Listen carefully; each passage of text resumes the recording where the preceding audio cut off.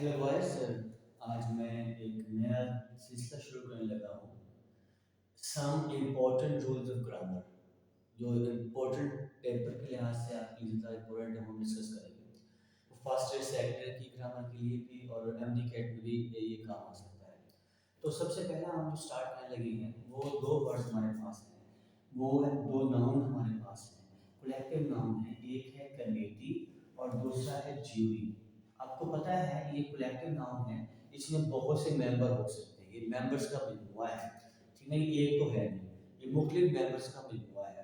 तो अब इसके अंदर हो सकता है दो तीन चार अफराद, कितने लोग हुए ये मालूम नहीं है, लेकिन अगर इतने भी अफराद हैं, अब अगर इनमें सारे अफराद जो भी शामिल हैं, अगर सबकी राय एक बन जाती है, अगर जब कमेटी बैठती है तो फैसला करने के लिए, जूरी बैठती है फैसला करने के लिए, जब वो सारे अफराद की राय जो एक बन जाती है, तब ये दोनों नाउन वाहिद बन जाते हैं, सिंगुलर बन जाते हैं। ठीक है। और अगर अगर दोनों दोनों जो ये नाउन है उसके मेंबर की राय एक नहीं हो पाती, मुख्तलिफ लोगों की मुख्तलिफ राय होती है, जब फैसला कर रहे होते हैं, तब ये जमा बन जाती है, प्लूरल बन जाती है। और जब हम इनका सब्जेक्ट, इनका सेंटेंस में इस्तेमाल करेंगे तो वो देखिए। अच्छा, अब हम सेंटेंस में हमें कैसे पता चलेगा कि यहाँ पे राय जो सेम हो रही है, डिफरेंट हो रही है? वो सेंटेंस खुद बता रहा होगा। मिसाल तौर पर देखिएगा, द कमेटी इज डिवाइडेड। ठीक है।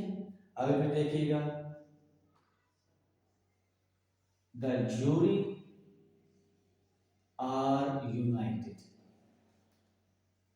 ये सिंपल सेंटेंस से मैं कर रहा हूँ, अगर मैं लेंथ भी करूंगा, देखिएगा इन दोनों का इस्तेमाल। मैंने कहा था जब इनके मेंबर एक बात पे मुत्तफिक हो जाए तो वाहिद बन जाती है। ठीक है। उसके लिए फिक्रे में लफ्ज, अगर तो मुत्तहिद हैं सारे लोग, उसमें फिक्रे में लफ्ज आ सकता है, यूनाइटेड आ सकता है, या ऑन द सेम पेज आ सकता है। ठीक है ना। अगर उसके मेंबर यूनाइटेड नहीं है, यानी एक बात पे मुत्तफिक नहीं हुए, उसमें फिक्रे में लफ्ज आता है, वो डिवाइडेड आ सकता है। देखिए, द कमेटी इज डिवाइडेड, लेकिन लग रहा है कमेटी के मेंबर जो हैं वो डिवाइड हैं, सबकी राय अलग अलग है, फिक्रा खुद का रहा है। तो मैंने कहा था जब ये डिवाइडेड हो तब ये प्लूरल बन जाता है।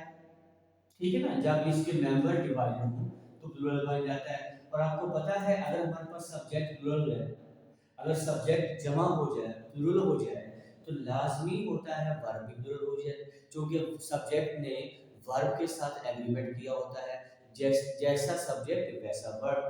तो यहाँ पे कमेटी देखिएगा प्लूरल है, तो इसके साथ आर लगाना चाहिए, द कमेटी आर डिवाइडेड। ठीक है। यहाँ देखिए जूरी आर, क्योंकि जूरी के मेंबर यूनाइटेड हैं, एक बात पे मुत्तफिक हैं, तो ये वाहिद बन गया। जूरी अब सिंगुलर है, अब जब का सब्जेक्ट सिंगुलर है तो वर्ब भी आपका सिंगुलर होना चाहिए, ये इज रहेगा यहाँ पे, यानी जूरी इज यूनाइटेड। ठीक है। अब आगे हम लिखते हैं, इसके बाद ना प्रोनाउन भी, आपके सब्जेक्ट है इसके बाद प्रोनाउन भी होना चाहिए, पोसेसिव प्रोनाउन। मिसाल लो लिखिए, the committee are divided in its decision। यहाँ देखिएगा, हमने एक चीज तो ठीक कर ली, जैसा सब्जेक्ट वैसा वर्ब हमने कर लिया, हमारा सब्जेक्ट प्लूरल था तो वर्ब प्लूरल कर ली, ठीक हो गया।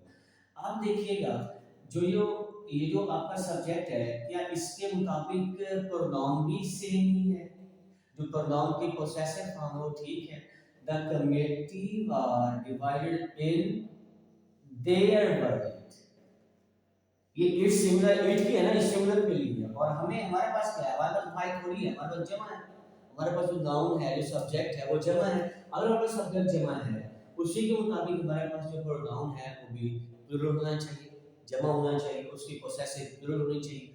तो प्लूरल करने के लिए हमने क्या है, इट्स को देयर में चेंज कर दिया। ठीक है।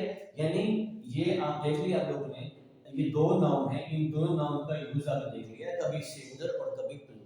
ठीक है। सिंगुलर कब होता है, जब उसके तमाम अफराद एक बात पे यूनाइटेड हो, और प्लूरल कब बनते हैं?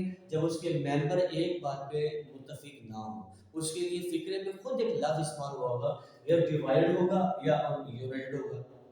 डिवाइड का मतलब है कि वो एक पर मुत्तफिक नहीं है, अगर यूनाइटेड है तो उसका मतलब ये है कि मेंबर सारे एक बात पे मुत्तफिक हैं। ठीक है जी। तो उसके लिहाज से फिर आपको पता है हमारे पास सब्जेक्ट वर्ब का भी जो वो आपको मालूम है, सब्जेक्ट वर्ब का एग्रीमेंट आप लोग जानते हैं, और आपको अच्छी तरह मालूम है कि जैसा सब्जेक्ट वैसा वर्ब।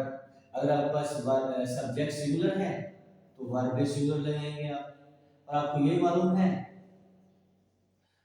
भी मालूम है कि हमारे पास जो है 8 पार्ट ऑफ स्पीच में 3 ऐसे हैं पार्ट ऑफ स्पीच जिनकी टेंडेंसी होती है वाहिद जमा होने की।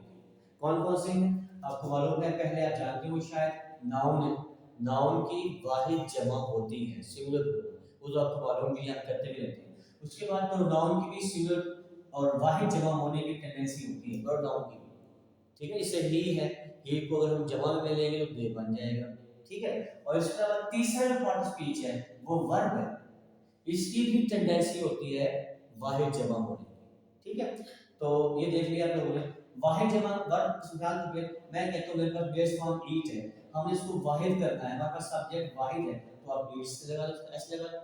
तो वाहिद करने के लिए आप क्या करते हो? एस लगाते हो, जो कि नाउन के उलट है। ठीक है, नाउन को जमा करने के लिए ऐसे लगाते हैं, जबकि वर्ब को वाहिद करने के लिए ऐसे लगाते हैं। ठीक हो गया जी, सिंपल सा रूल तो मैं पढ़ाया था आपको शॉर्ट टाइम में। इसके बाद रूल नंबर 2 के साथ बहुत शुक्रिया, थैंक यू।